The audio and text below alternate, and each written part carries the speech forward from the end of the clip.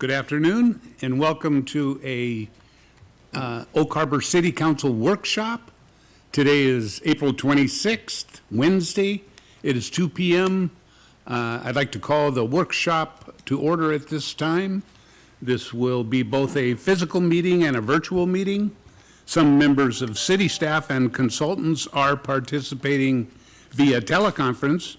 Guests that are included in staff presentations, if any, will be excused from the Ring Central meeting at the conclusion of that agenda item as appropriate.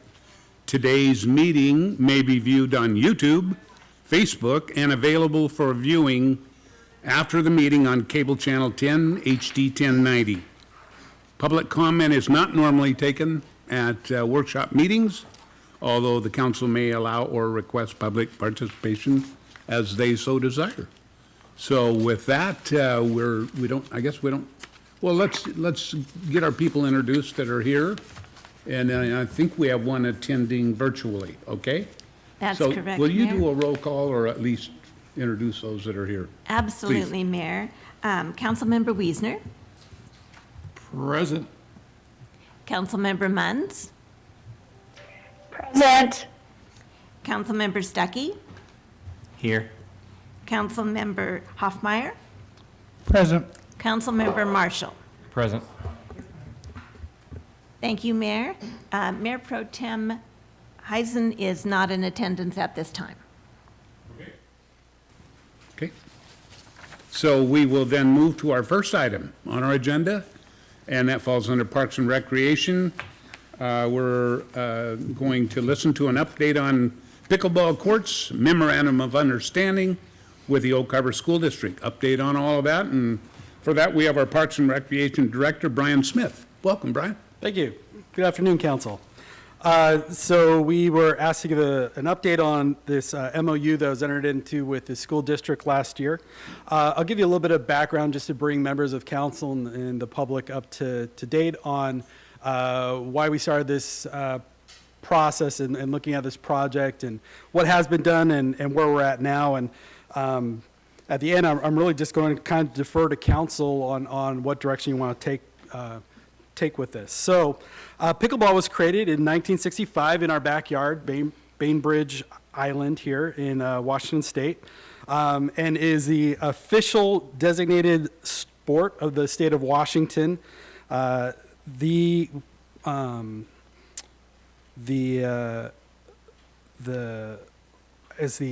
start of that grassroots effort started right here in the Islands area, and that was adopted a few years ago. And Governor Inslee said it was invented right here in Washington, so we're proud of the Boeing 747, software, and pickleball. Obviously, a lot of pride in that, and we have a lot of players here locally. And there's more than 4 million players worldwide, and that is a very quickly growing sport. In 2019, at the behest of many of our pickleball enthusiasts, the Parks Division budgeted for the construction of 2 pickleball courts at Neal Park for $80,000. These were numbers that were estimated back around 2017 and 18 in preparation for that budget.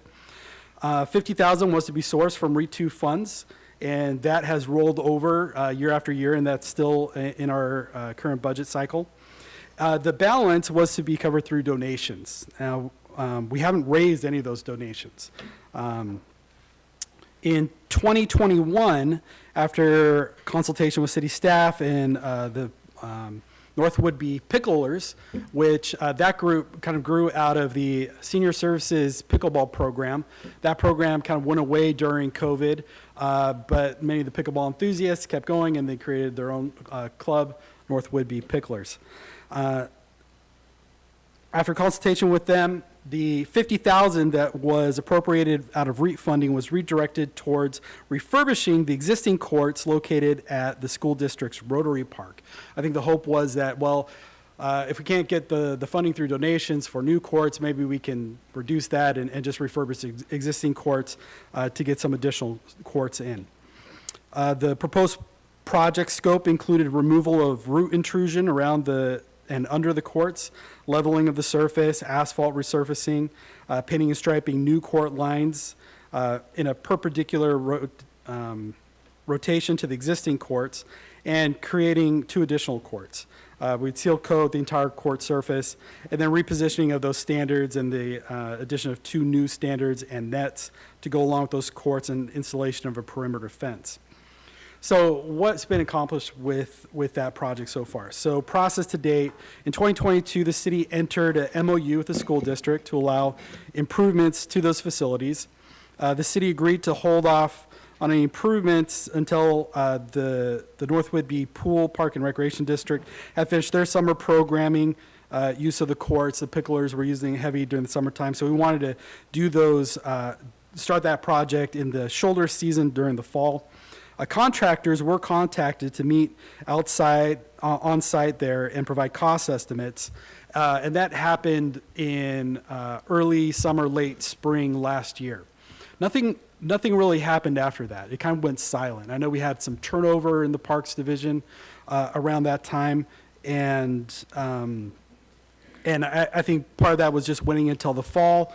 Again, there was more restructuring with the creation of the Parks and Recreation Department, and so that's kind of where everything was left off at. So here we are in 2023. So with the creation of the new Parks and Recreation Department, all capital projects, statuses, and funding have been reevaluated. We're currently looking at, okay, what have we budgeted for? What do we have agreements for?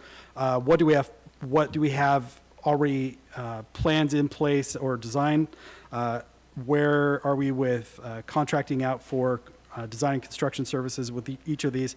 So we're looking at where do we need to pivot some of these projects that are more shovel ready, and what needs to be shelved a little bit until we get a little more planning and funding put in to support those.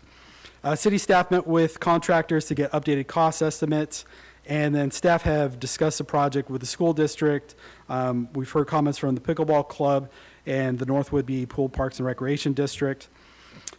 So here's kind of where we are right now, what's come out of that. The project cost estimate is about $190,000. So that's obviously quite a bit more than we'll be able to accomplish with the $50,000. Fencing is about half of that cost, about $90,000 to do that. Even without the fencing, the cost to refurbish the school district's courts at Rotary Park is at least $95,000, which exceeds the original city project at Neal Park. So the current $50,000 in refunding isn't sufficient for completing the scope of the proposed MOU project.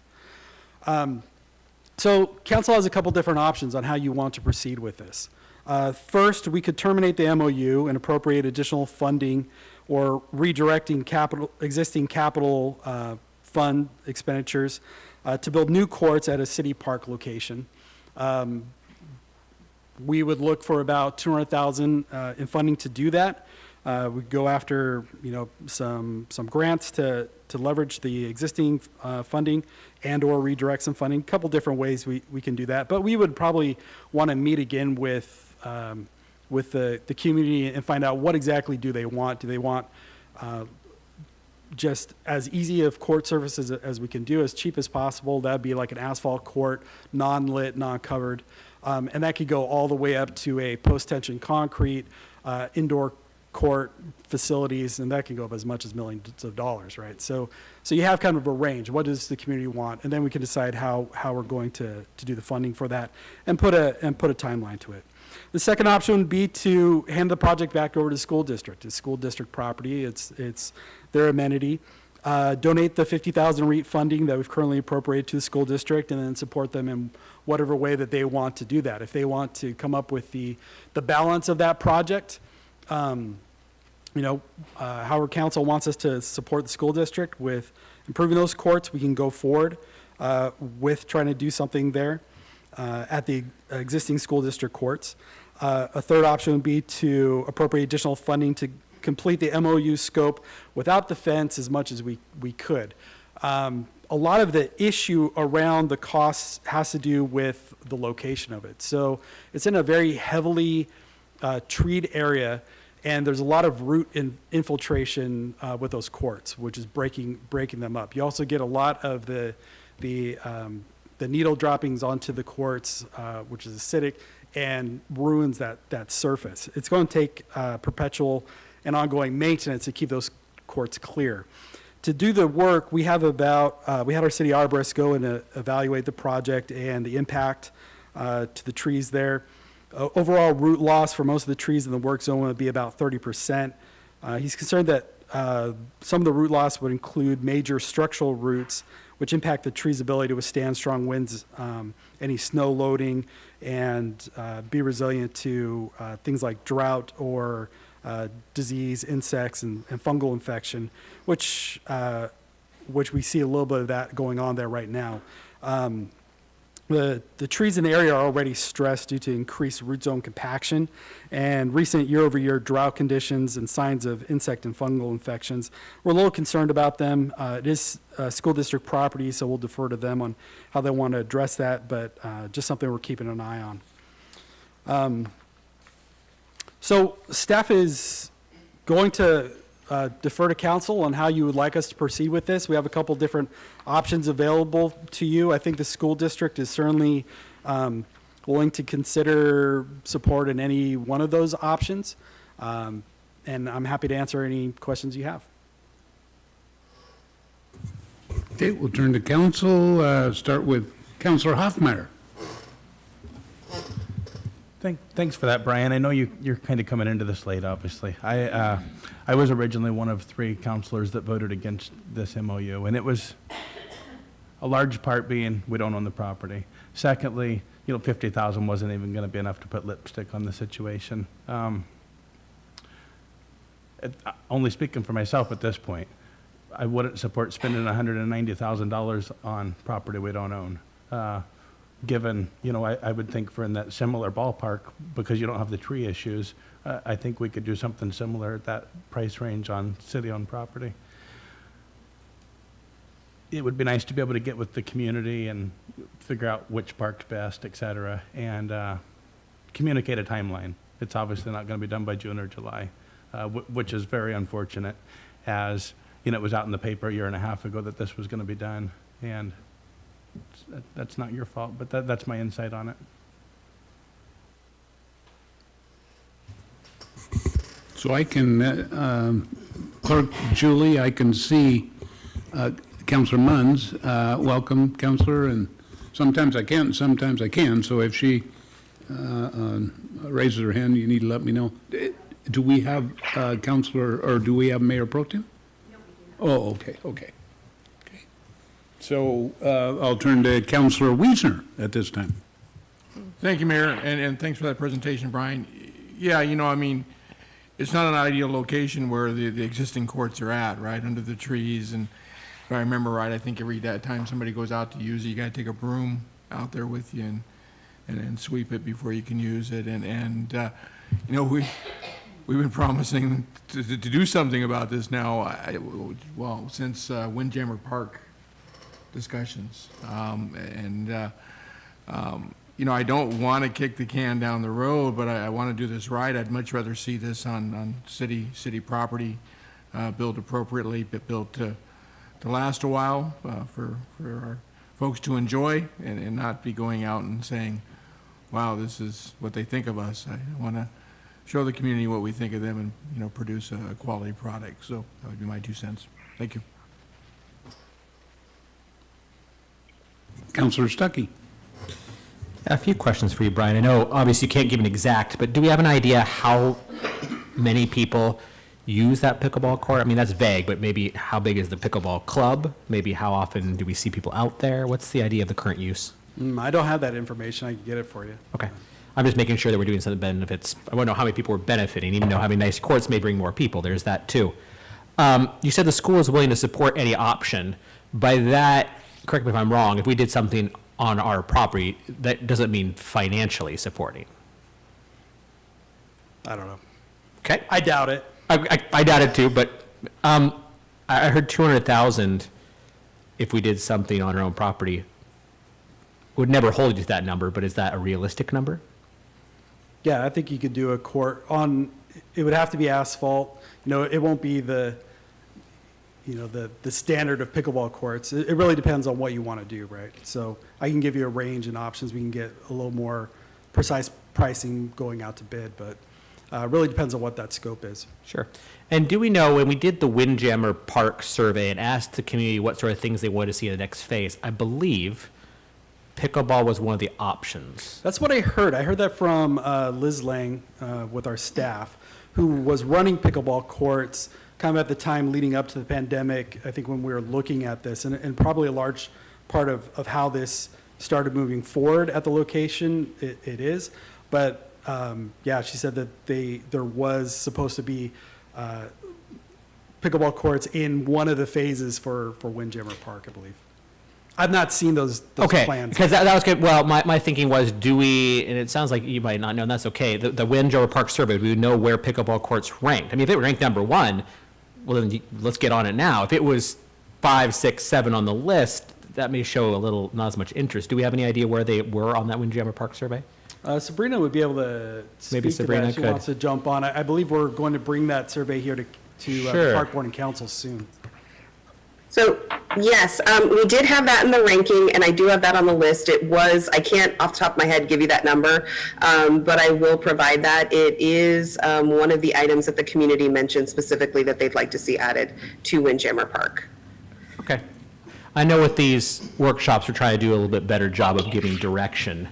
I mean, I like the idea of having it in a park, but would need a whole lot more information as far as cost. How was it on the survey? Before I could give a firm, that's awesome, let's do it. I agree that perhaps doing our current plan may not be the most ideal, having it where it is, though, as long as we communicate this to those invested, because I have had a lot of people saying, hey, you say you're going to do this, why isn't it done? So I think we got to definitely get that communication out there, so. Yeah, thank I you. know that Sumner, Neal Park, Holland Gardens Park, and Fort Nugent were all areas that were identified that had a good footprint for pickleball courts. Pickleball courts have been talked about, especially over the last 10 years, consistently prioritizing that as building more of those in community. So this discussion definitely isn't just a one and done project. I think we need to talk about the systematic implementation of building facilities like this throughout our park system. I think also, didn't the South End, didn't they just do some more pickleball courts down in Langley? I think I remember seeing an article that they may have added some pickleball courts down there. We're doing some things with that, so it might be an idea looking to see how they're doing. And I know the Roller Barn is also talking about indoor pickleball courts as well, so definitely some I can stakeholders to confirm that talk there to. are pickleball courts down in Langley. Do you know how much, do you see them used a lot, or? Whenever my kids are down there playing South Whitby soccer, Fair enough. I see a bunch of people using them. All right, appreciate that. We had a couple of members of the public at the last park board meeting, and some of them were involved with the building of pickleball courts in different communities, one in Orcas Island. So we're probably going to go do a couple field trips and just look at best practices, get some good cost numbers from actual areas around our region. Councilor Marshall. Thank you, Mayor. Thank you, Brian, for the presentation. Of the options presented, I would be most in support of the first one where we build on our own property, on city property. I too had a hard time with the original MOU in that we're investing in somebody else's property, and then we're kind of third in line, if I understand that correctly, to use it behind the school district and behind Pool Parks and Rec. So if we're going to make this investment, which I fully support, I would much prefer to do it on city property. Now, you said that donations were part of the original plan for paying for this, but none were collected. Is there a reason why? Did we never solicit for donations? Is there? I don't know Okay. what efforts were taken to date. I don't know if any of our staff know. Is that something North Woodby Picklers are willing to take on? Is some level of fundraising? I would hope so, but I'd imagine if that was something that they were going to actively be interested in, we would have seen something have happened during those couple of years. Okay. All right. Thank you. Councilor Moons. Thank you, Mayor. I too would like to see it on our own property or maybe something with Park and Rec. I do not want to see them in Windjammer because that is very precious open space. We already have a playground. We're going to put the windmill in there. We have basketball courts. We have, other things already there. And it would take up quite a bit of space, and then you've lost that green space. I believe Liz Lang gave a thing that people are driving from off the island, made a reservation to play at our terrible pickleball courts just so that they can use them. But, they used to be well-used tennis courts there by the community from the school district, and they've gone disrepair. So I think it's going to last quite a while, but I don't want to see space in Windjammer. I'd rather see another park, and so it could be multi-use. Maybe when it's not a pickleball court, they can put up a midget-size hoop for little kids to throw the basketball and bounce it around on the surface, or something like that. But I would go to continue seeking into this, have people, and do pickleball clubs. I know there are a lot of clubs all over, from Bainbridge Island, Seattle, the islands. Do they pay a fee to be part of that club that helps go towards maintenance? Like when you go swim at our pool, you pay a fee.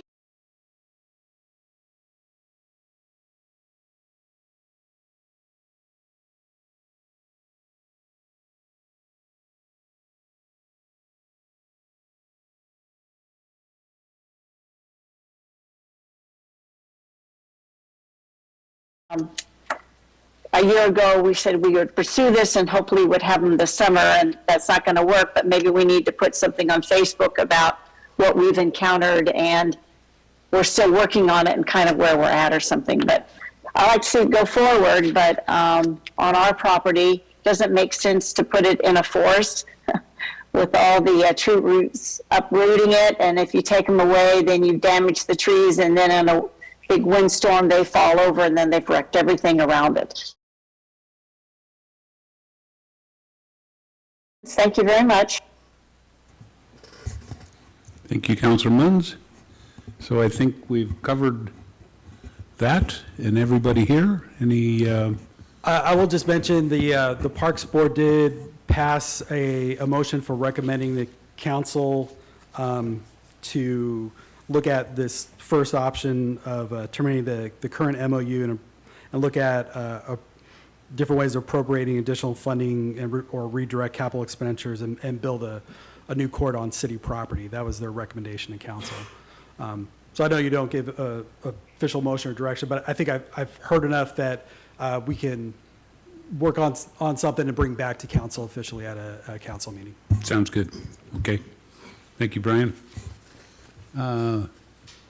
Okay, we'll move on to our second item on the agenda under Development Services. Under A, we have accessory dwelling units, ADUs. And for that, we have our senior planner, Ray Lindenberg. Ray?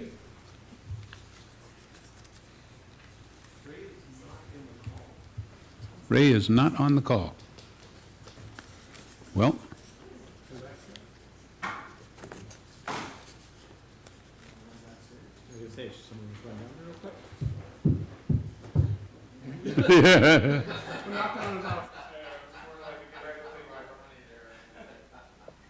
We're checking in right now. One sec. Do we have any filler footage for Channel 10 or anything? Mr. Gould was down there this morning. I saw him down there. The deputy coordinator is here, so we can't interrupt the drama. I actually saw them both earlier today, so.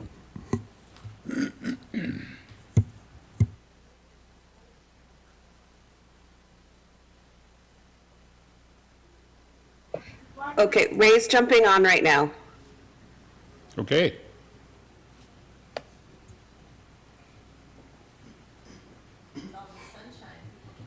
Oh, is the sun shining outside?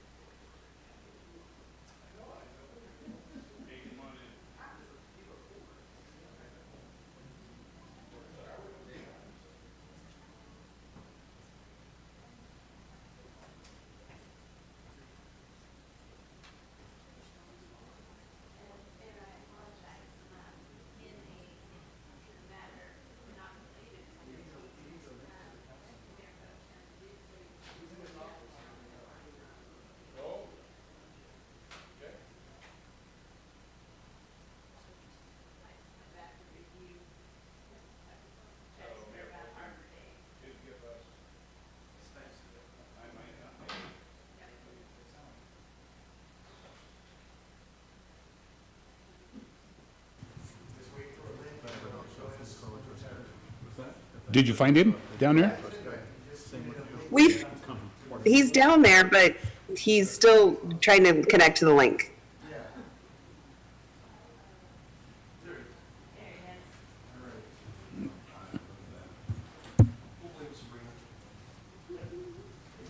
And we're confirming that David Cool is available for the next item. Cool. Oh, shouldn't have said that.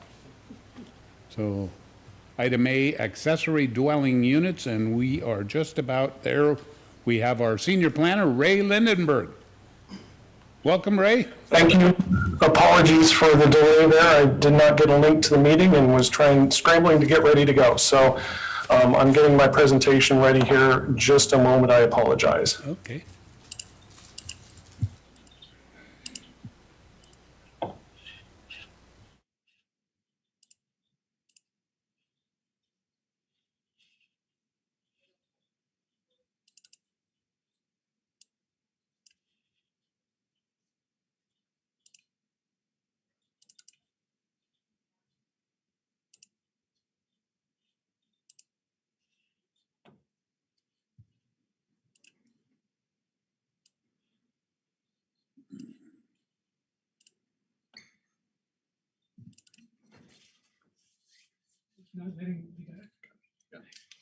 Okay.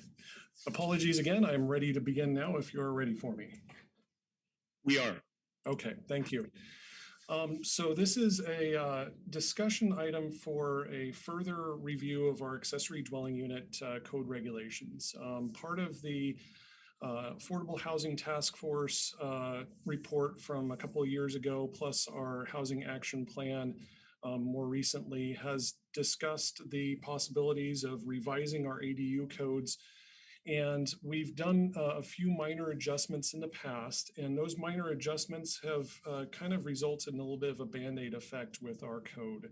That there are kind of some things that are not consistent among the different regulations that are found for ADUs, accessory dwelling units. And so what we're proposing to do here are a couple of things. We're looking at potentially kind of starting from scratch with a new ADU ordinance that is written to work within the confines of the expectations and the past practice of the city of Oak Harbor, while clarifying some of the issues that we're having. And then potentially kind of breaking off from that and maybe taking a look at things from a different angle. So I'm going to go through this presentation, and at the end, I'd like to invite everybody to ask any questions you might have, and then kind of go through a discussion, a philosophical discussion, if you will, as to where the city wants to go with this process. So what we have again is our revised ADU or potential ADU ordinance changes. Kind of a background, like I said, the Affordable Housing Task Force went through this previously, and then previous revisions to the ADU code included a change that does not require that the owner reside on site. So you can have 2 rental units on 1 parcel. And then also the covenant that went along with that, memorializing the concept that the owner had to live on site. So when the ownership requirement was removed originally, the covenant remained for a little while, and we had to make more changes to that. And so, like I said, we've kind of ended up with a Band-Aid effect, and we want to make sure, staff wants to make sure that we are fully consistent within the code between other sections and the ADU ordinance, and dealing with what is an ADU, what's a detached ADU, what's an attached ADU. And so that's what hopefully this new revised ordinance will address. So what we've done is the current ADU ordinance does not have a limitation on the square footage of an ADU unit. Essentially, if you can meet the code requirements for setbacks, lot coverage, building height, etc., your ADU can be an unlimited size within those standards. And so you could have, in theory, a 2,000 square foot main dwelling and a 2,000 square foot ADU, or a 1,000 square foot main dwelling and a 2,000 square foot ADU. And as long as you meet the standards that are found in the base zoning district, whether it's R1 or R2 zoning, you can do that. The problem becomes when you have a detached structure that houses your ADU, whether you're constructing an entirely new accessory dwelling unit, or if you're converting an existing building, whether it be a garage or just another sort of detached structure. There is not a standard for that. And what we've done as staff is interpreted that to mean that we will apply the standards for an accessory building to an accessory dwelling unit that is not attached to the house. In other words, the limitation for an accessory building is 600 square feet. And then the setback requirements for that being 5 feet from your side and rear property lines and 10 feet from the house. And we feel that this is the best way to handle that situation that isn't specifically addressed in the code. And so that's one of the things that we want to address with this revision is how are we determining square footage limitations and size limitations for accessory dwelling units that aren't part of the main house, whether it's an addition onto the main house, whether it's an upstairs addition or ground floor addition or a garage conversion or what have you. We need to make sure that there are guidelines in place to ensure that we're not having kind of unforeseen circumstances when people are constructing the ADUs.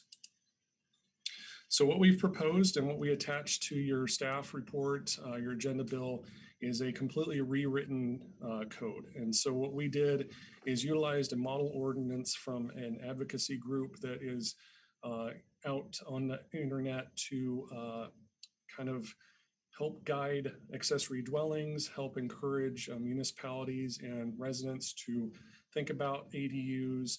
And what they did was they developed a model ordinance. And what I did then is just kind of went in and started inserting in Oak Harbor specific standards and then reformatting it into a way that fits into the Oak Harbor Municipal Code and reads the same. And so the model ordinance that you can find on accessorydwellings.org is a little bit different. It has different standards, different kind of formatting to it. But what I've done is taken the standards that Oak Harbor is used to and written it in a way that reads the same as the Oak Harbor Municipal Code, just so it fits in better. So within that code, it is attached to your staff report or your agenda bill.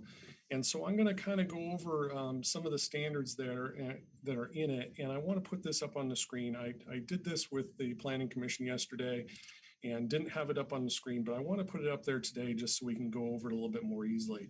So what I'm going to do is put the draft ADU code that was attached to your staff report on the screen here so that we can follow along as I make these discussion remarks. So going to share the screen here. This is the proposed ADU code that has been rewritten to fit our formatting and has a lot of the same standards that are found in our existing code, but hopefully in a more comprehensive and workable way. And so essentially what we have in there is you start off with your purpose section, and that's boiled down from the accessory dwellings.org model ordinance and is really typical language for any ADU ordinance in other cities, other jurisdictions will have very similar language.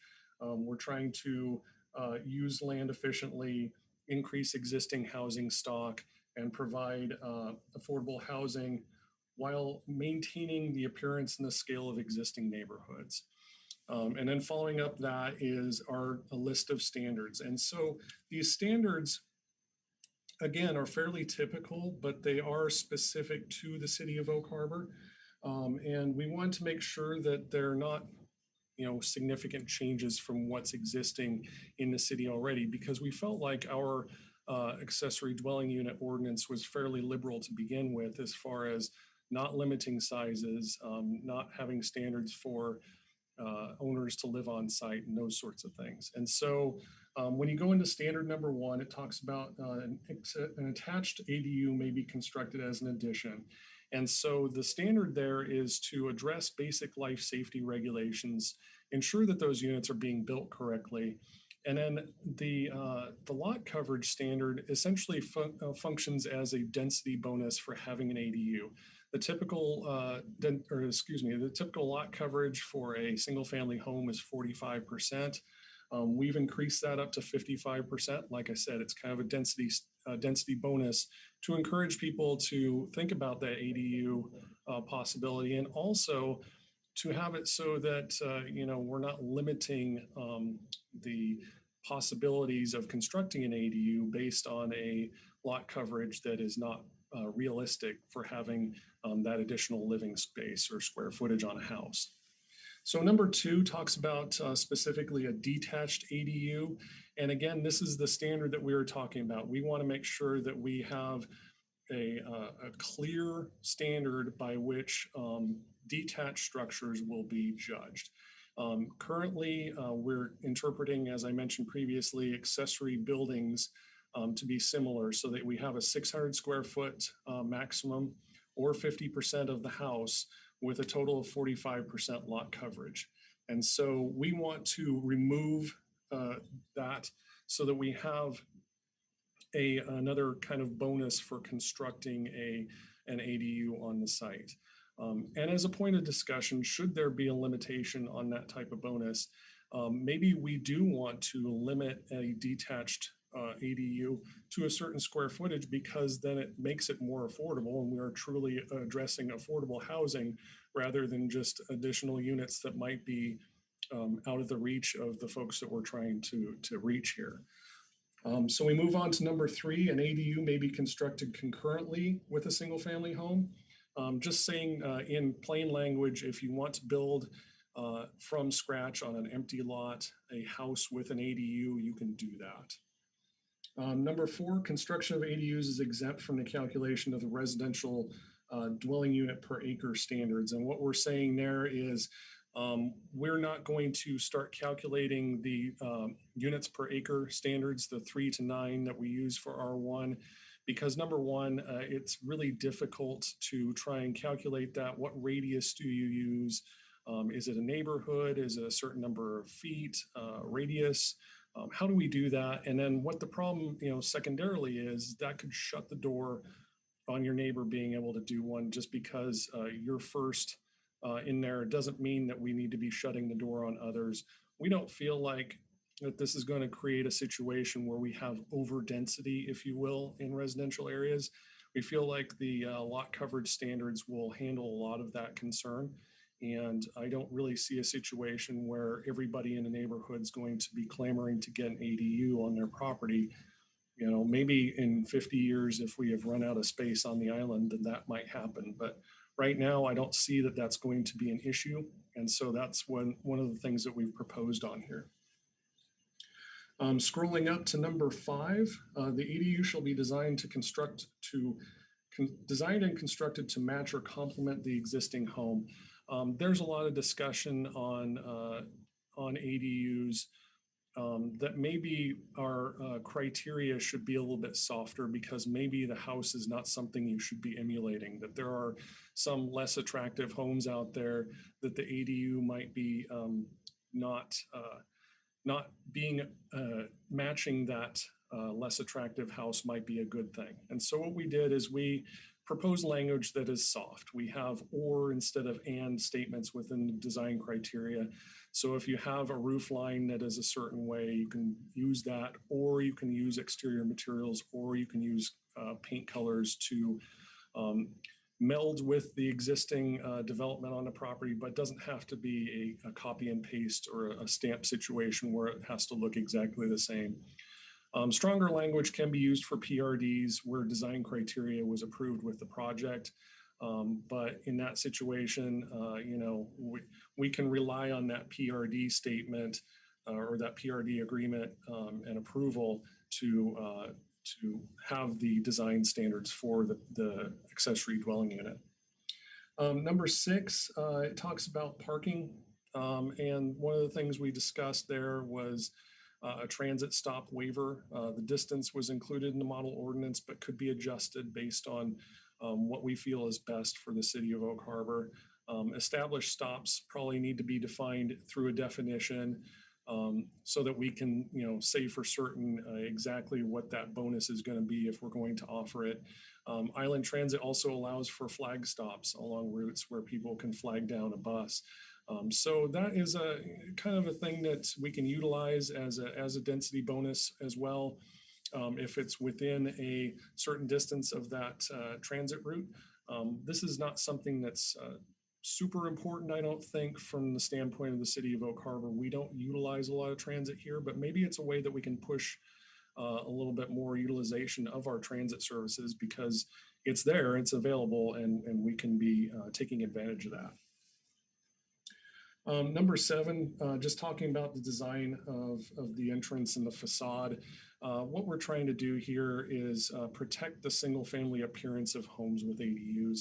This is kind of an older standard, if you will, that there was a lot of concern about neighborhoods appearing as single family neighborhoods and the kind of densification of those single family neighborhoods and potential concerns about lowering of property values, et cetera. So we leave it in there. You know, it's like I said, it's an older concern. It's kind of outdated, but at the same time, it's something that appeared in our code previously, and we want to respect that. We want to also, you know, maintain the kind of continuity that we have from our previous code. And maybe this is something that can change in the future a little bit. But right now we're consistent with that, and we're happy with that standard being in there.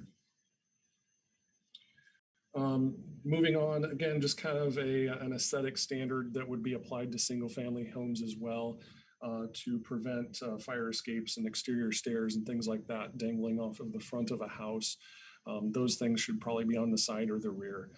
Number 9, no portion of an existing building that encroaches within a rear yard, or excuse me, a required yard or building setback may be converted or used as an ADU.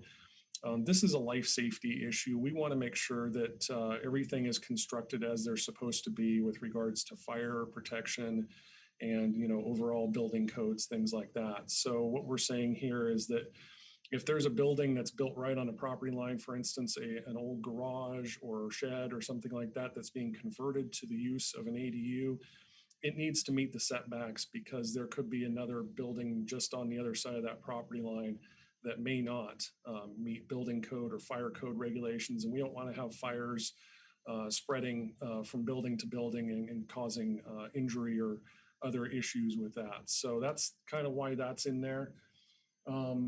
All residential lots, number 11, or all residential units on the lot shall be addressed properly. This is a basic life safety standard. We want to make sure that emergency services can get to the right unit if there are multiple units on the property. Same thing with the appropriate utilities on number 12 there. We want to make sure that everybody's hooked up to the utilities in the right way, that we're not causing contamination into our water system or problems where sewage is being discharged in the wrong way.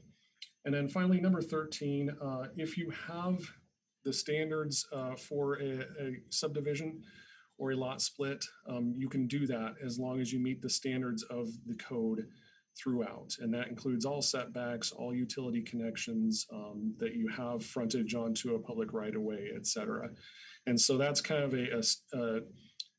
a thing that we can include in there, that if somebody wants to build an ADU now, that if they design it the right way, that maybe someday that they split it off, which either, you know, makes it more affordable to have that ADU as a separate unit, rather than purchasing an entire property that has 2 houses on it that might be too expensive or unattainable for you know, a portion of the population. That way we can maybe subdivide some of these things off, and that worked with our reduction in the minimum lot sizes that we worked on last year as well. So when we go to 1942-030, it talks about permit processes. As we talked about previously, or as I mentioned recently, we're strongly committed to providing affordable housing units. However, we're not going to do it unless we can do it in a safe and a safe way that meets all the life safety standards and the standards that are within our code to protect people and property. And so we're strongly committed to going through a full permit process with that. The only thing that we have to consider is whether or not we want to offer any breaks as far as permit fees, connection fees, et cetera, for ADU units. We haven't gone that far down that path yet. I know that our Public Works Department is concerned about having many additional units being attached to our utilities without having those paid for. And that's a concern for us. We want to make sure also that we're not getting wildcat situations where people are creating ADUs without going through a permit process. And that is a concern when we start charging, full fees for everything. So it's kind of one of those philosophical things that we need to discuss as well, to see what the balance is there as far as providing affordable housing versus making sure that we are paying for everything that we're utilizing here as well. And so one of the other things I had in my staff report was a couple of additional topics to consider. And that was, one of those was the design compatibility that I mentioned previously. There are cities out there that do have standards for design of ADUs that they need to match, or they need to be the same architectural style, or other standards that are specific to that ADU, and tying it into the design of the home that's on the property. There's the other school of thought, like I said previously, that maybe the house on the property is not that attractive and you don't want to emulate that. My thought on this also is that we're trying to create affordable housing, so I don't think that we need to be requiring significant architectural upgrades for these ADU units, whether that's additional materials costs or design costs, etc. I think that we can provide affordable, attractive dwelling units without going too deep into the weeds as far as design criteria are concerned. And as I mentioned previously, also the impact fees. We don't have anything in this proposed code, but that is something that we can explore potentially in the future. Maybe we have some sort of bonuses if you provide certain things to allow for reduced impact fees or something along those lines. But that is something that we do need to discuss at some point, because in order to have affordable housing, some of these things need to be subsidized, but at the same time, we don't want to subsidize ourselves into a situation where things aren't being paid for that need to be paid for from the city's side of things.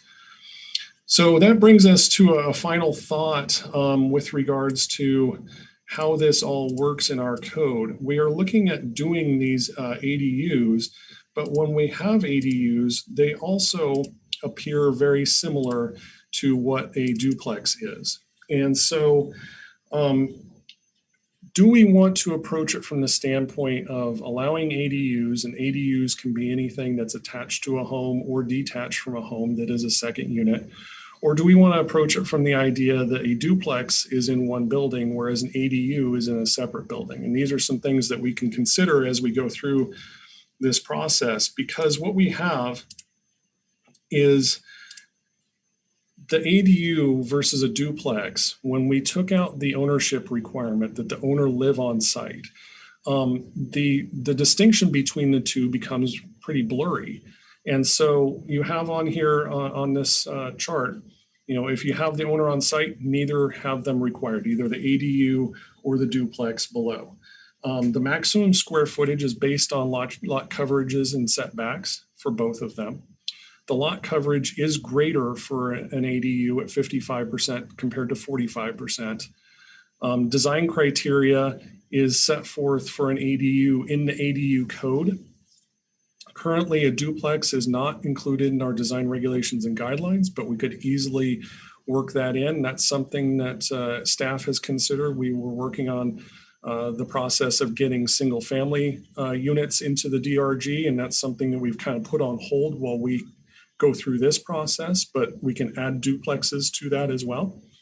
The big thing apparently is that parking is less for ADUs at 1 per unit versus 2 per unit for a duplex. And the key issue there that I see is going through the research on ADUs and talking about parking. Parking spaces cost anywhere between $2,000, $5,000, $20,000, depending on the manner of construction. If you're just providing a concrete pad versus if you're putting it in a garage, it can be even significantly more than that. So if we're truly looking at doing affordable housing, do we need to provide that additional parking? And is this a concern for on-street parking and neighborhood congestion and those sorts of things? And so maybe what we consider from all of this thought process is that a duplex, in quotes, is one building, like I said. And so the duplex, the square footage would not be limited other than by building coverage and lot setbacks. And so you might have 2,000 square foot units that have 3 or 4 bedrooms each, and each of those units require 2 parking spaces. And an ADU, in quotes, is a detached structure that has a maximum size and therefore can have 1 parking space, thereby cutting down on the overall cost of the unit, not only for construction, but for rental. And hopefully, if that square footage is smaller, maybe you have a 1 or 2 bedroom unit instead of a 3 or 4 bedroom unit, then having just 1 parking space for that ADU becomes more palatable for neighborhood concerns. So these are things that I wanted to bring up as discussion points, because what I'd like to do at some point is try and figure out which direction we're going as far as rewriting an ADU ordinance to include both attached and detached units, or rewriting an ADU ordinance that only considers detached units because we're going off on another path to allow duplexes essentially by right in most situations in an R1 zone district.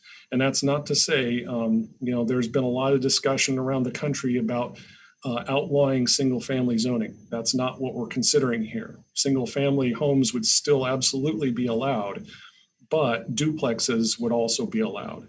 And so that's the consideration there, is which path do we want to take as a city? Do we want to have certain criteria for duplexes if we go that path? So that's why we're here today.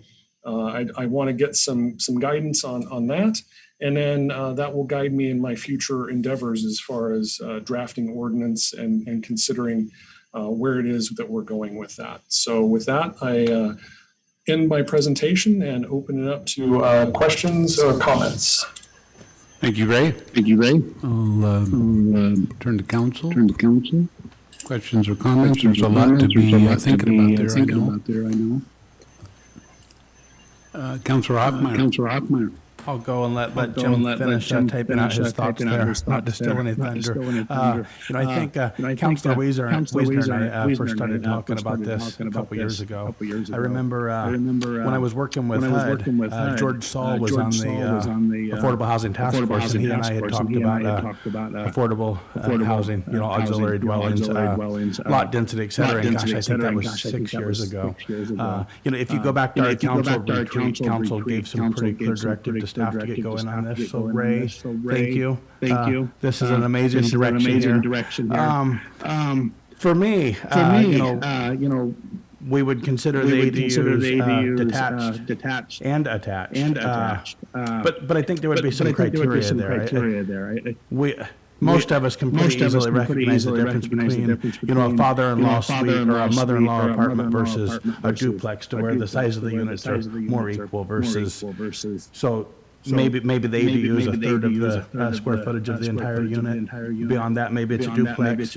Would leave that number to you. But I do think we should consider the mother-in-law units as an attached ADU. And other than that, I think that's what I have on that right now. So thank you. Thank you. Councilor Wiesner. Yes, thanks for all that, Ray. Yeah, I watched actually your presentation of the Planning Commission last night also, and listened to some of their comments, and this is the direction, the correct direction. I mean, the state of Washington in this last legislative session and other states around the country have been talking about mandatory upzoning. I know there was some discussion at the last legislative session that cities with population over, I think, 25,000, could be subject to mandatory upzoning. And so this is a direction where we're seeing, more and more, and I'd rather have control over it internally than have it be mandated. And the reality is, when we looked at, the Affordable Housing Task Force recommendations as it pertained to ADUs and looked at, trying to make those changes to our existing ordinance, there was some concerns that it would be opening up these floodgates, once we remove the owner occupancy requirement from the code, and I don't think that's occurred. In fact, the last time I checked with our planning director, he certainly didn't have but a couple off the top of his head that occurred since then. So this is certainly heading the right direction. This does give flexibility to create workforce housing. It creates flexibility to allow people to stay in a home that may be too large for them. It allows people to stay on a property that may be underbuilt. We have a lot of properties in the older sections of our city that have been built around, but they're large enough for a second dwelling unit. And the previous ordinances and some of the confusion and some of the size restrictions and stuff, we're holding that back. So glad to see us get this cleaned up. I'm glad you were able to just take it and kind of start from scratch and create something that's a little more current in keeping up with what we're seeing other municipalities do. So great job, Ray, and great job on the presentation twice now. Thank you. Thank you. Anyone else?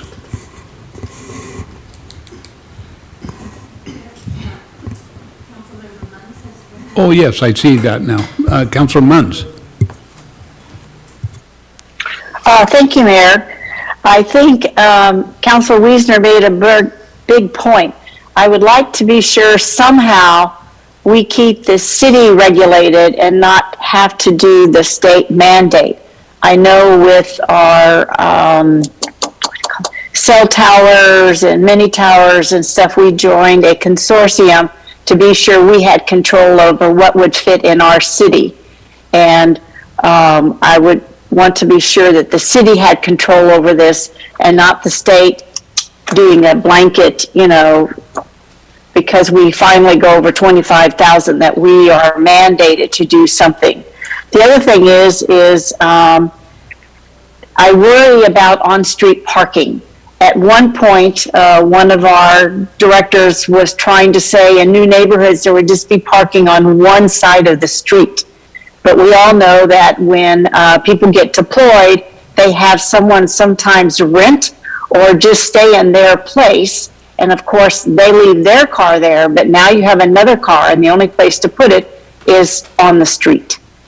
And so I just worry about that, just how crowded it is, and if we go to only parking on one side of the street. So, but no, I think we're moving in the right part. Thank you, Ray. It's a lot of work. It's very tedious, but I'd like to somehow be sure, I'm sure Hillary could help us out with that with land use, to be sure we can stay ahead, and I'm sure AWC may have some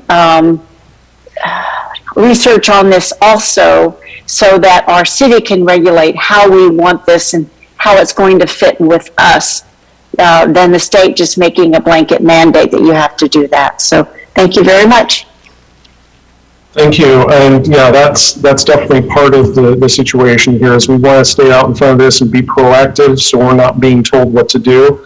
We also want to make sure that whatever it is that we end up going through with will meet is future-proof, essentially, that we're not going to have a situation where we go through this and then we have to do it again next year. With regards to parking, I did want to address that very quickly.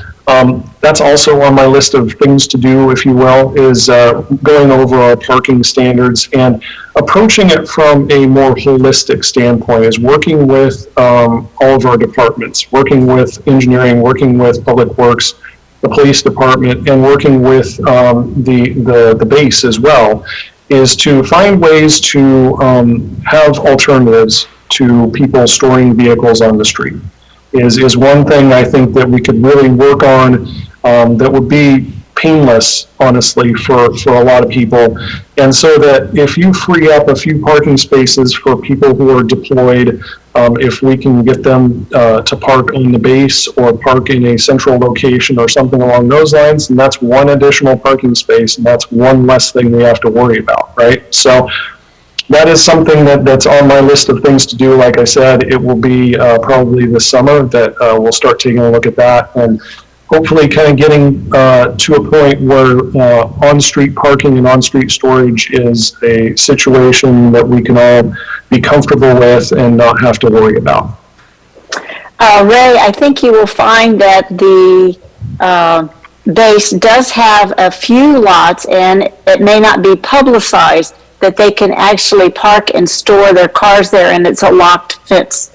I know they have some for RVs, but I think it also includes cars. But if we open that conversation, and let's say someone seems to be noticing there's an extra car there, I'm sure whoever leaves it probably has left keys with someone, that they could, move it. But I think if we open that conversation, like you say, and try to stay ahead of it, I think it would help out both the military person and also the neighbors around that apartment or condo or duplex or whatever too. But yes, that would be great. Thank you very much, and appreciate it.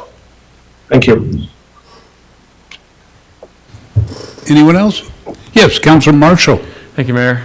Thank you, Ray, for the presentation and all the work on the proposed changes. I had one question on the standards. I believe I understand all of them except for number 10.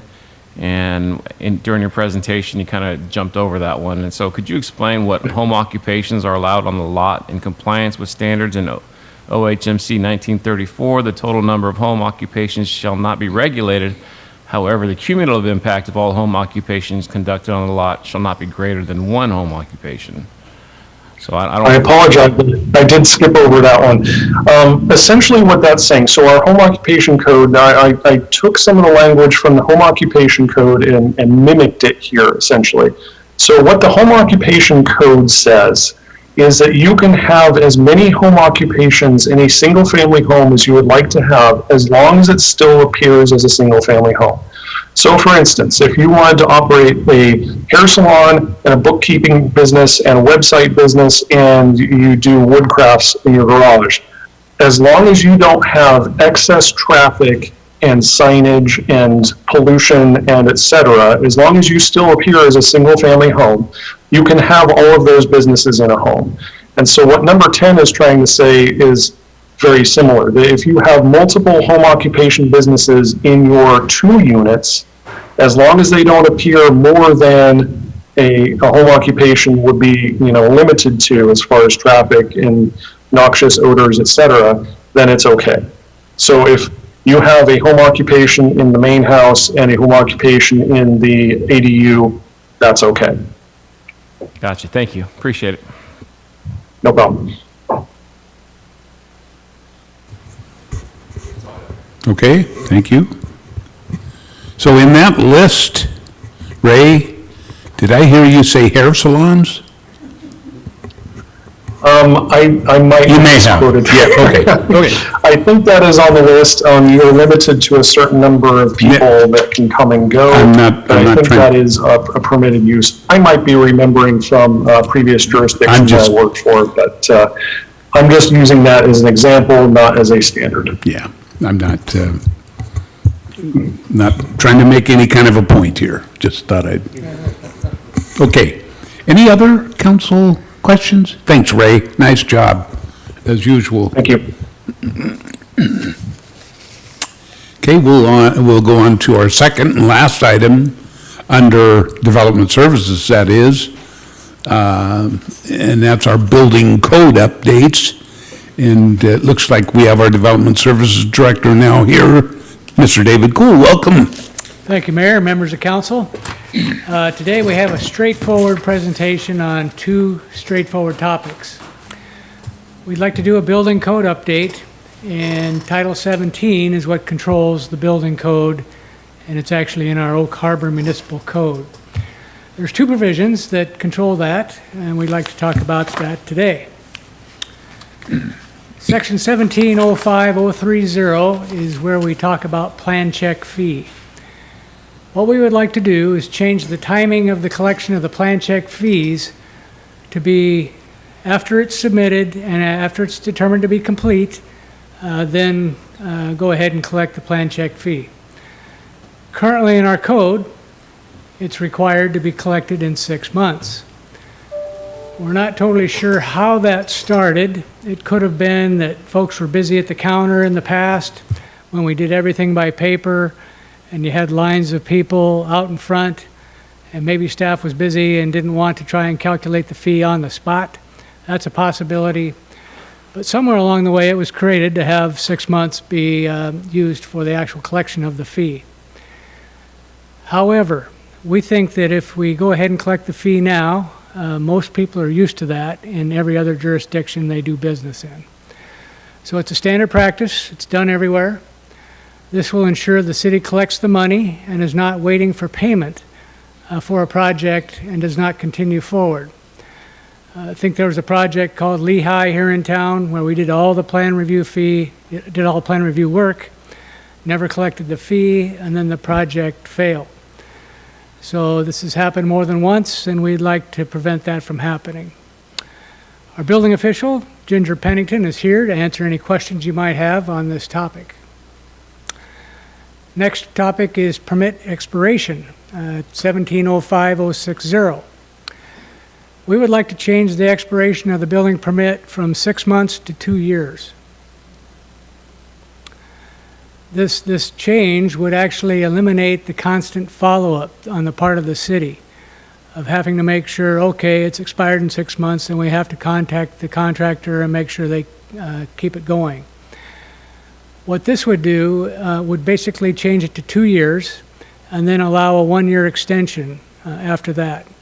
So basically, they'll get 3 years on one permit. And once again, this is a common practice in all jurisdictions, so this is not something that's unexpected. Next steps on this, Planning Commission hearing on May 23rd, and City Council hearing is already scheduled for June 6th. Ginger is also a member of the local Building Officials Association, and she has talked to them at great length and has their support for doing this, as everyone else is doing the same thing. But that is essentially, I think, what I've heard back from them. So that concludes staff presentation, and we're available for any comments you might have. Councilor Wiesner. Well, thanks for presenting one of the easiest things you've ever presented out of your department, David. I'm just absolutely shocked that we were not collecting plan review fees up front like every other jurisdiction I've ever dealt with. And I'm surprised that we had a 6-month expiration on building permits. 2 years is what the county and the other jurisdictions surrounding us do. So yeah, pretty easy code revisions. Thank you. Anyone else? Yes, Councilor Hoffmeyer.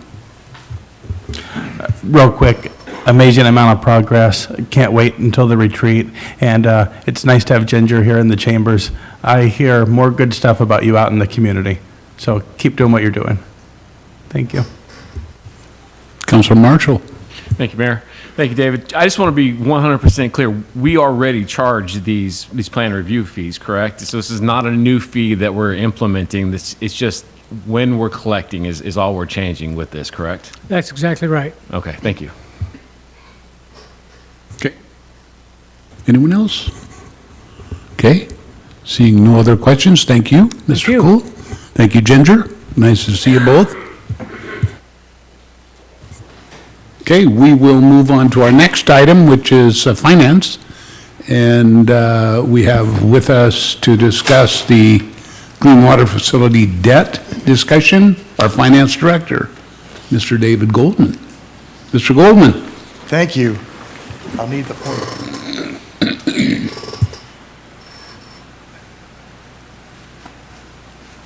All right, good afternoon. David Goldman, Finance Director. Oh, too far. So a little background on this item. During our retreat last year in March, an idea was brought forth to explore the possibility of attaining debt relief from the state regarding the state revolving fund debt that was taken out for the clean water facility. Staff worked and continues to work diligently with our state legislative offices and with Department of Ecology agency staff to find ways to accomplish this. So we currently have 5 state revolving fund or SRF loans. The initial amount was $103.5 million, and currently there's about $86.4 million remaining on that. In addition, one municipal bond was taken out. That's on the private market. Principal was $25.7 million. It still is $25.7 million because it's interest only until 2037, 2038. And that was done to coincide with the retirement of the SRF loans. So the state has offered Oak Harbor a consolidated refinance loan for those 5 SRF loans with the following general terms. They'll extend the payback period 9 years to 2047. The interest rate will be 1.9%. The current weighted average of the 5 loans we have is 1.65%. But the market interest rate is much higher than 1.9%, so that's a pretty decent deal. And the loan issuance date of this consolidated loan would be June 1st. The next SRF loan payment was due on March 1st, but they said they'll waive the late fees pending the city council direction on this possible consolidation. So, a little comparison, and I also have these in a bunch of charts that I provided in the backup. The annual debt service currently on those SRF loans is $6.2 million. It tapers off over the last 2 years. The debt payments will end in 2038, so the last 2 years would be 2037 and 38. The total debt payments is $98.6 million remaining, and the average rate equivalent amount of those payments is through 2047, and keep in mind, there's 9 years of no debt payment through 2047, is the average is $37.47 a month. And the reason why I included those 9 years of zeros is you'll see the next area is the proposed SRF loans. I want to do an apples to apples because we'll be extending payments 9 years with this proposed loan. So the annual debt would go down from 6.2 to 4.3, but the debt payments would continue 9 more years to 2047. And the total debt payments would be $108.1 million, which is an increase in total debt payment of $9.6 million. And the average rate equivalent amount for that period of time is $41.11, or about $3.65 a month average over that 25, or about 25, right? 25-year period. All right, I know this is going to be hard to read, but it's all in your package. Is there a pointer here or something? Oh, there you go. Oh. So, the previous slide basically was based on this calculation. The current debt payments is here, $98.6 million. That averages, including the 9 years of no payments, to $37.47. The proposed consolidated loan, the total payments is $108.1 million. So that's an increase of $9.6 million, and the average over all these years is $41.11 a month. So the average is about $3.65 higher than the current debt schedule. So the proposal, this is some other charts I worked on with hypothetical principal reductions. So we had this presentation ready for the February workshop, but we waited because we were trying to work with the state to see if they can actually knock off some principal on these debt instruments. And it turned out I mean, we tried real hard, and we tried to get them to do something on that, but it turned out since the project's already completed, and they don't really wipe out debt principal on the projects that are completed. However, we can continue to apply for grants and other types of money from the state for anything that we need to do in the future regarding clean water facility or any other types of sewer projects. So basically, I won't go over these in too much detail, but that $7.66 million thing I came up with there, you see on the top line, that was basically the amount to break even, to get the average rate equivalent down to the same amount as our current schedule. And the bottom one where it says 20 million, that was kind of, that was kind of our initial request to the state. And if we, if we were able to get 20 million principal elimination, that would actually end up saving, what was that? It'd bring it down to 31.59. That would save about $6 a month. Anyhow, what's the next one here? So here's the analysis. The current proposal would reduce payments in the first 16 years, but then it would increase them in the last 9 years. And the rate equivalent reduction, and this is the amount that's built into the rates, by doing this consolidated proposal from the state, would be about $17.99 per month from whenever we do it to 2036. Then in 2037, reduction would be about $16, and 38, reduction would be about $11. And then from 2039 to 47, it would actually be a $41.11 increase. And that's where you get that 25-year average of a $3.65 increase. But about an hour and a half before this council meeting, I realized that there's something called net present value and discount rates. And the fact that $1 today or $1 in 10 years is not worth the same as $1 today, like the buying power of your dollar goes down every year with inflation. And that's a financial concept that, that can be applied to a series of investment returns or a series of debt payments or so on. And I just went ahead and I did that calculation. I don't have it in the slide deck, but I printed out a bunch of copies. Can I give those? Yeah. Okay.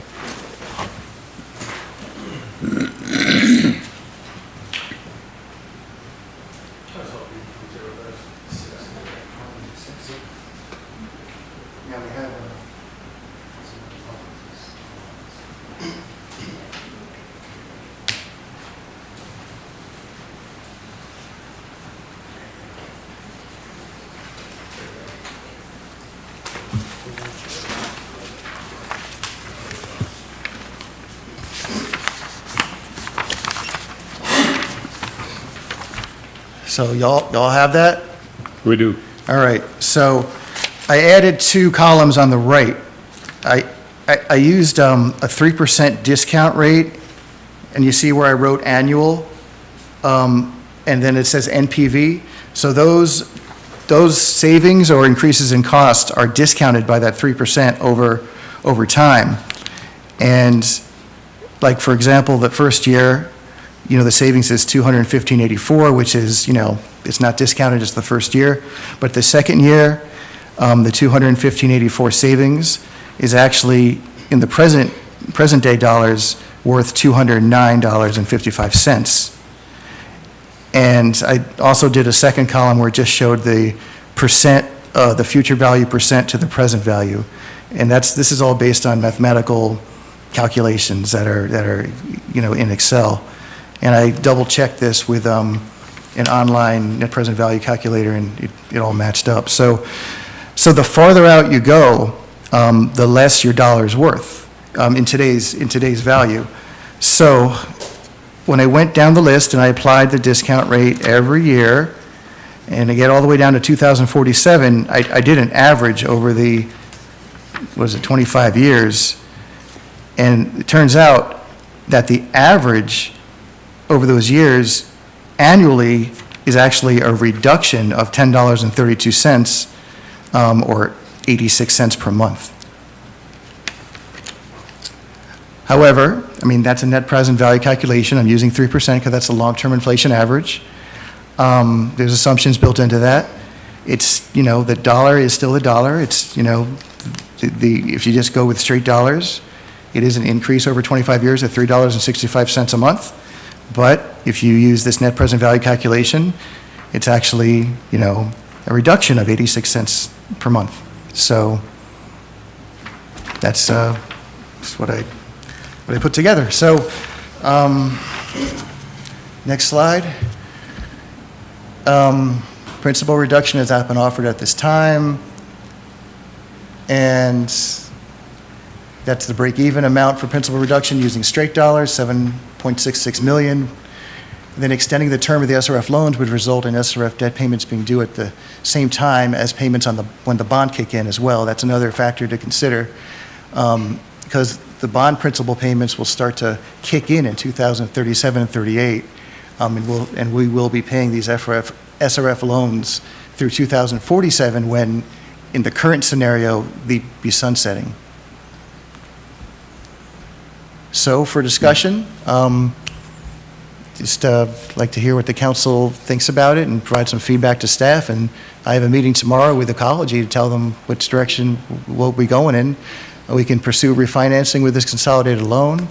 We can delay it until we have a more definitive information on potential principal reduction. Of course, I wrote that 2 months ago, and I think we're 99% sure that's not going to happen anytime soon. Or we can just turn this down and continue with the payment plan as it is now. So with that, that's all I have, so, yeah.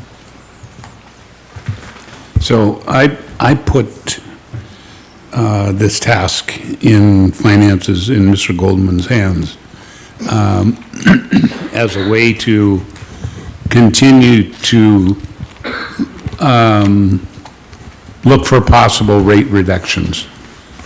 And the rate reduction area that we need to reduce in this city certainly is this clean water facility, if there's any way to do that. So I put a lot of pressure on Mr. Goldman, and we just want you to know that, you know, for as much as we hear when we travel and talk to other cities, and as often as we hear about affordable housing, you know, I can't think of a better way to make our housing in Oak Harbor more affordable than to drop our darn sewer rates by $15 or $20 or any amount we possibly can.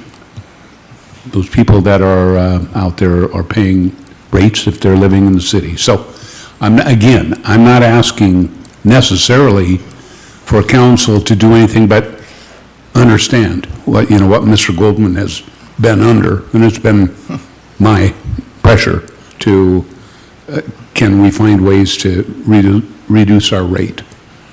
It's highest in the state.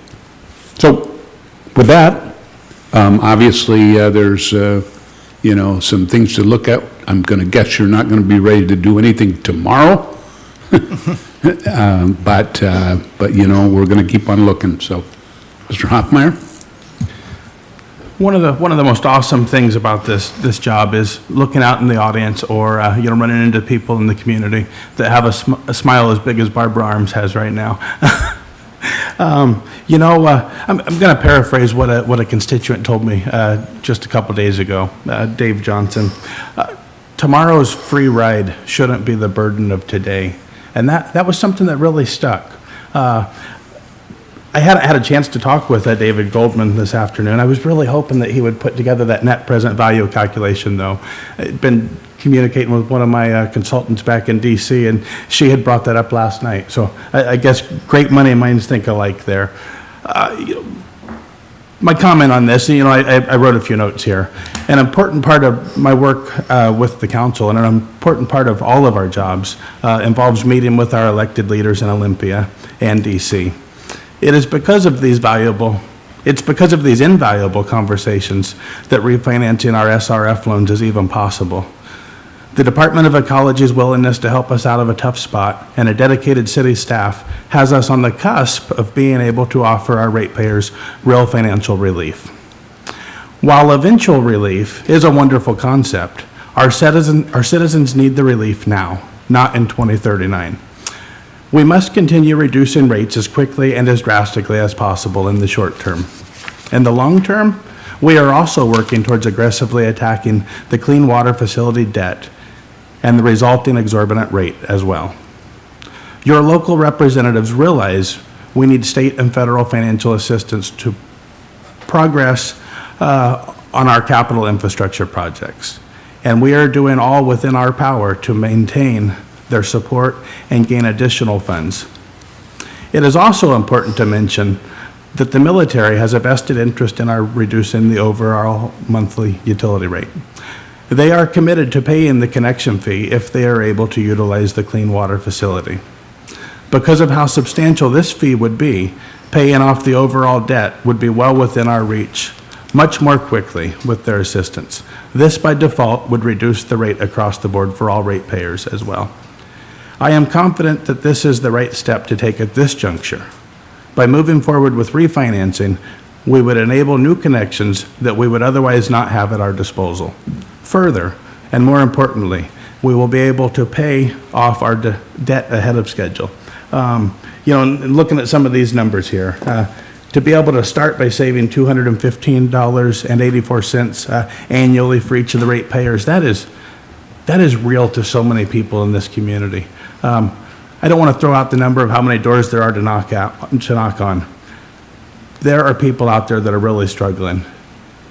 Maybe the $215 a year isn't much to me. I feel that it is. Some people don't. But there are people out there that it is a ton of money to. So to be able to save the community $3,345.90 over the next 16 years, that's huge. The net present value calculations, that plays in. But our goal is still to pay this thing off before 2039, and it will happen if we continue to push this hard and continue to employ the most amazing finance director I've ever seen.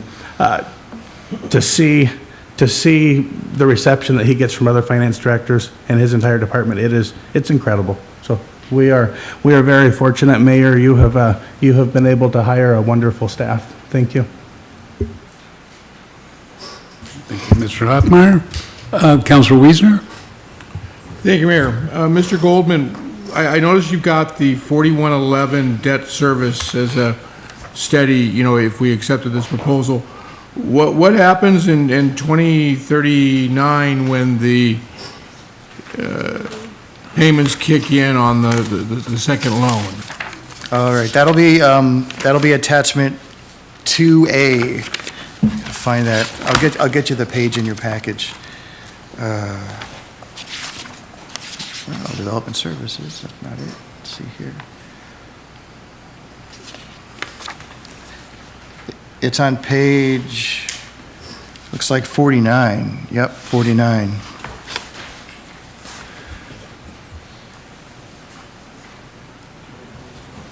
Oh, yeah, you can pull that up too for Councilmember Munn. She's on. Oh, boy. So when, we've got debt service. I just want to make sure I understand this. We're dealing with obviously we're dealing with big numbers that we're talking about passing on to our children, right? That's what we're talking about. We're talking about, Legends utility bill, right? So this is important, right? We've got to think of that next generation. So you've got 3159 on down the road.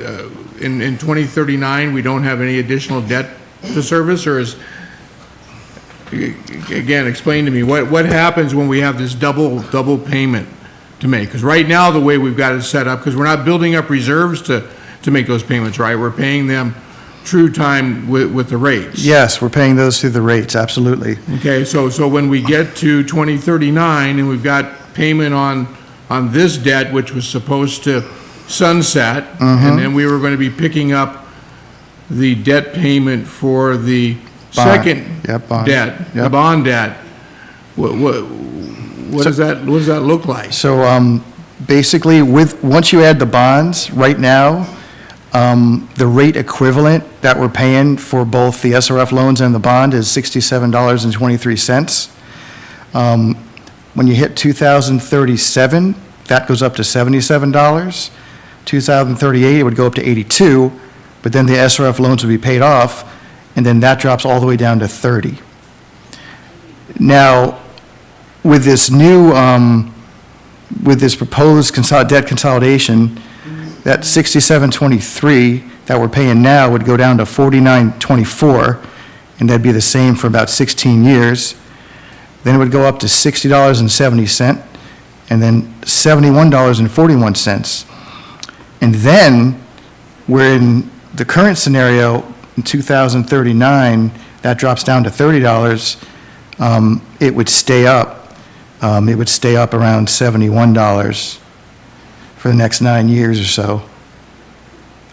Because we're, in that time period, we'd no longer, in the current situation, we'd no longer be paying, but with the consolidated debt, we would, we'd have to pay for the consolidated debt for 9 more years. Okay.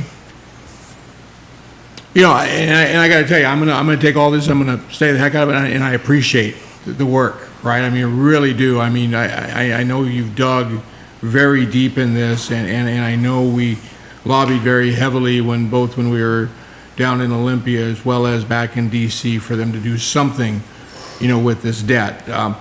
Quite honestly, I guess the main concern I have is we're giving up 0.3% in the process. So really, what we're doing is we're taking on more costs. I mean, if you take the extent, the length of the debt extension aside, we're still, even if you put them side by side, we're paying more money for the interest. Yeah, we tried to get them to keep the same interest. Well, I get that, but I mean, that's a concern for me, right? Because again, that's on the back of the taxpayers, right? Where we're actually kind of adding a little bit of insult to injury a little bit, right? By saying, not only are we going to extend this out because we're going to save some money today to pass it on to the future generation, but we're going to actually cost everybody involved just a little bit more money in debt service because of this. And I appreciate the whole valuation of the dollar thing, right? But of course, as you know, this assumes that we don't make any inflationary measures on the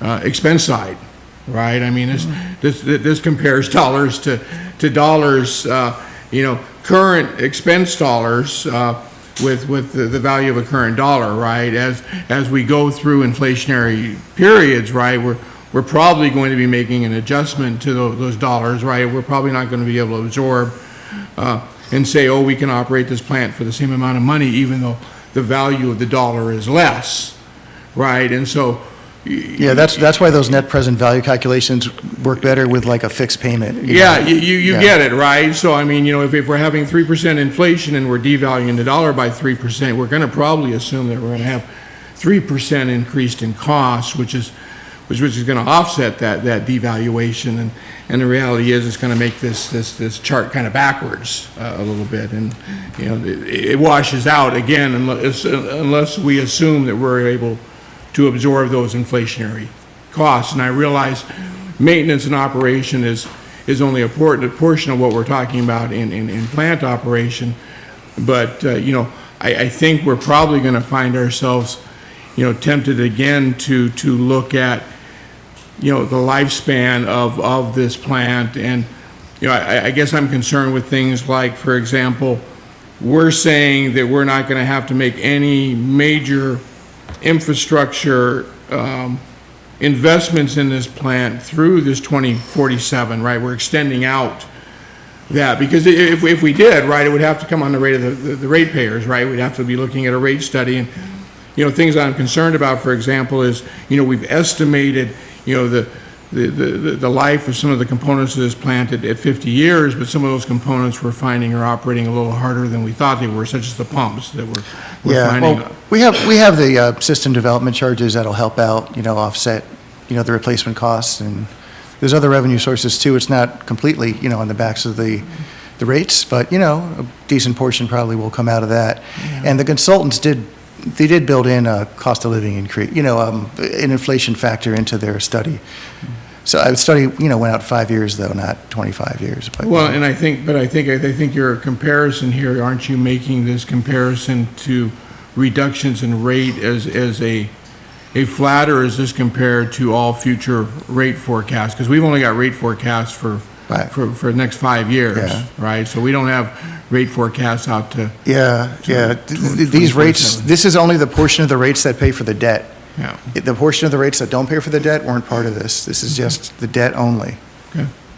Okay, well, again, I appreciate all this. I'm going to do a lot of studying. I'm going to think very hard before, passing on, a savings today to the future generation. I get the whole concept of not having them have a free ride on our backs, but at the same time, I don't want to exasperate the situation and find ourselves 15 years from now, still talking about rates, right? And how they're getting worse.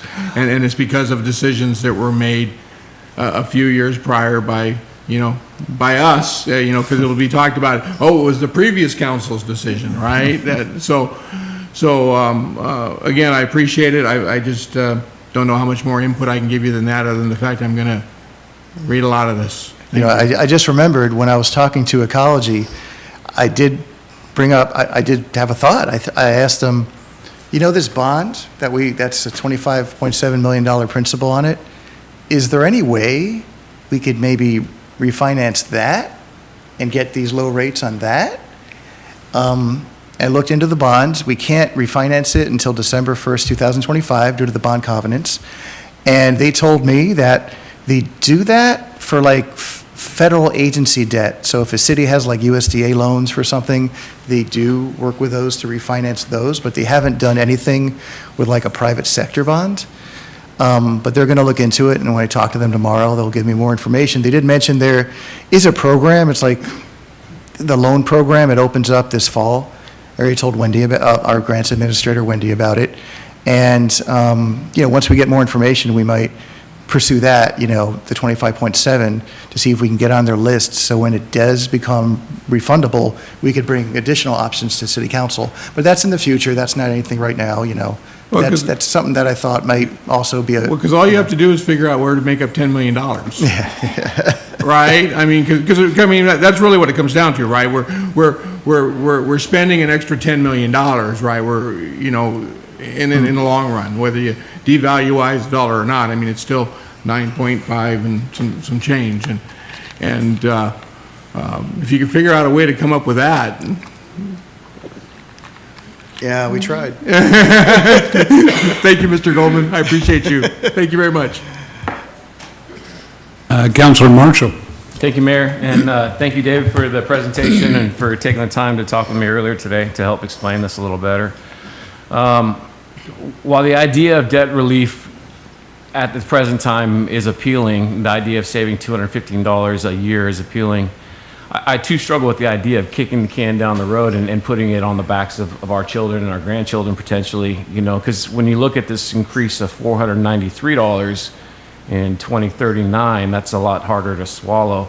When you actually do the math over the 16 years, it's an increase of $1,092.70 for the ratepayers as opposed to a savings. And so there's a lot of potential here. There's a lot of speculation of tie-ins and additional opportunities, but just with the information presented, I have the same struggle of we're adding 9 years and almost $10 million to the debt. And so I too will be thinking about this quite a bit and asking around for public input, but I struggle with the idea of saving money now just to pay twice as much in the future. So thank you for your time, David.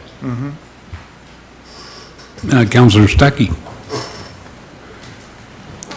Just want to give the option. We have public here. Is there any objection to seeing if they have any input? No? Okay, we'll go to Councilor Munns first, if you don't mind. Councilor Munns? Thank you, Mayor. Wow. Mr. Goldman, you must dream of numbers going around and around and like a slot machine or something. Tremendous work. Council, back in '08, when there had not ever been a rate study for any of our utilities, we were astounded that no one had thought to think about it or being prepared for the future. And with careful thought and figuring out as close as we could to the penny, they were estimating over 5 years what the rate would go up to, and then for the next 5 years, and then we've adjusted that. I have a hard time kicking it down the road and doing a jump just to save some money now. They didn't like it, even though they knew to prepare for in 5 years. This is asking people 16 years. And you look at yourselves, in 16 years, how old will you be? what will your finances be when you're going to have to, you'll still be living, probably, upping it by $41. And that's not counting other things. So, Social Security went up, military raises went up, some other jobs went up, but, and now the state is doing a gains tax. I mean, there's so much we don't know that we are going to be mandated or required to pay, and we're pushing this. I've got to look at it and study and then talk to others. Mr. Goldman sounds like a doctor at this point as far as finances goes, but I just don't know to put the city, because there's no guarantee. We will still keep working, and hopefully we will get some aid and some relief, but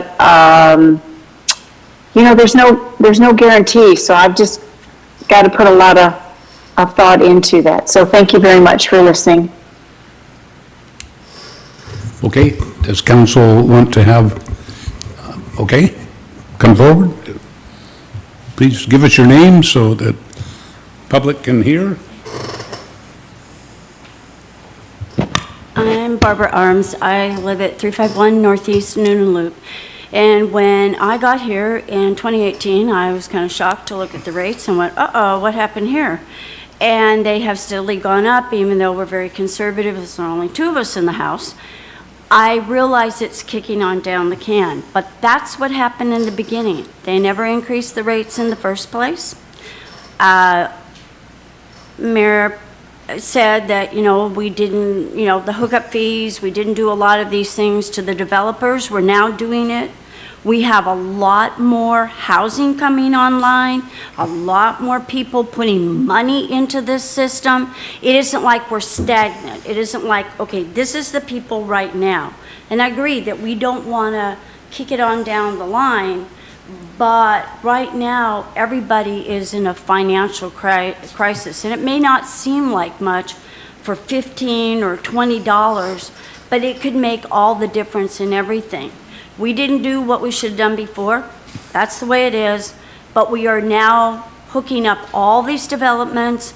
We're putting all these houses in it. Yes, it may, you know, not work with the sewer system the way it should be, but at least we're trying. And I think we know that we are going to be getting more people, more money, more everything, and maybe that will help with this debt. We don't know.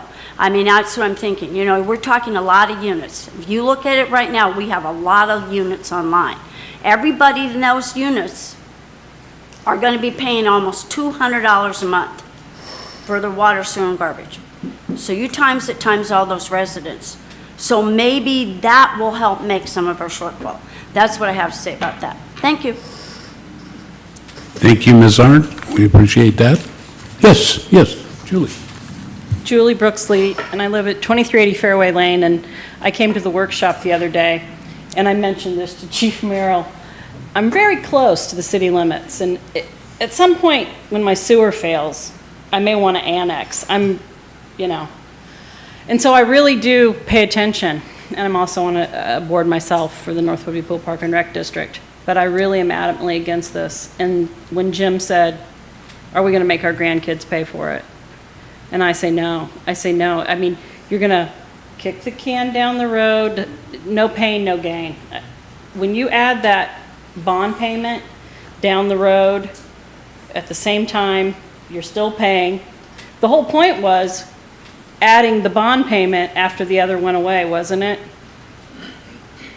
And now we're going to double them up, and you think those people are going to be happy? No, and they'll be our kids. And it's not going to get any easier, any better. And if you really could get the Navy to buy in to reduce your principal, then you can lower the rates. Get the Navy on board. Lower the rates for everybody. I think the constituents that live in this district are pretty good at math. They're pretty fiscally conservative, and they are not going to like a debt extension. That's my opinion. Thank you. Anyone else? Okay, council? Anyone else on this? Okay. So I'm not sure if y'all caught that, but we did have a debt payment on March 1st, and they did allow us to, extend that without having any penalties, pending discussion and direction. So when they called me about 3 weeks ago, the call was pretty much, where's our money? So I'll be on the phone with them tomorrow. Thank you. So in all likelihood, based on what I heard today, they're probably going to want us to make that March debt payment. And I could bring back, I could bring this back, but they're going to have to redo the, their amortization schedule and stuff. But yeah, I could bring it back in a month or so, and I could give you like a new chart if that's the will, or. I don't know whether they, yes, Councilor Hoffmeyer. I've talked to a lot of people. I'm hoping to see it on a council agenda soon. This place will be packed. So, thank you. Okay. Thank you. Okay. Do we need a motion to make that payment then, Mayor? I don't think we're set up, we can't do that now. The normal payments, that's normal. That's something that we already have authority from the council because you budgeted, so. Okay, good, thanks. Anyone else? Okay, let's move on then to our next section, which is our city administrator's report. City Administrator Blaine Olborn's report is in the meeting packet. Blaine is out of the office this week. He is, huh? Okay, so if anybody's got any questions, he is virtually with us, is that correct? Okay. Anybody got any questions on that report? I mean, I earmarked some highlights I can go over if you want. Well. Yeah, we can start the highlight right here in finance. We'll go, I'm sorry. Go ahead.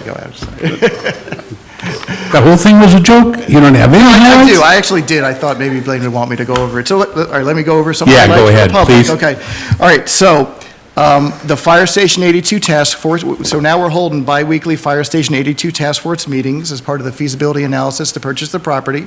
So we're moving that along to ensure that the property is what we need it for, and it's good for what the council had provided us direction to do with purchasing that property and fitting a fire station on it. Ray Merrill is an integral part of that task force. Next, we'll be preparing for a May 17th joint City Council Planning Commission meeting, as well as a City Council update for the May 24th workshop. A little hint for that little joint meeting, the word primary will be a very important word for that meeting. Remember the word primary. Next, we launched a communication outreach for the active transportation plan, and communications moderated the April 20th steering committee meeting. For IT, the evaluated equipment at the Emergency Operations Center located at the Fire Station 81, and we'll be installing upgraded hardware where needed to ensure proper connection from mobile devices. Now to finance. The biennial budget has been posted at the city's website. Special thanks to staff leadership as well as the mayor, city council for all the hard work that went into creating this important financial and policy document. Finance Director Goldman will be taking part at the National Government Finance Officers Association Conference in Portland next month to speak to a national audience on the topic, "What does it take to rethink budgeting?" He will discuss the disadvantages of basing budgets on line items and historical precedent.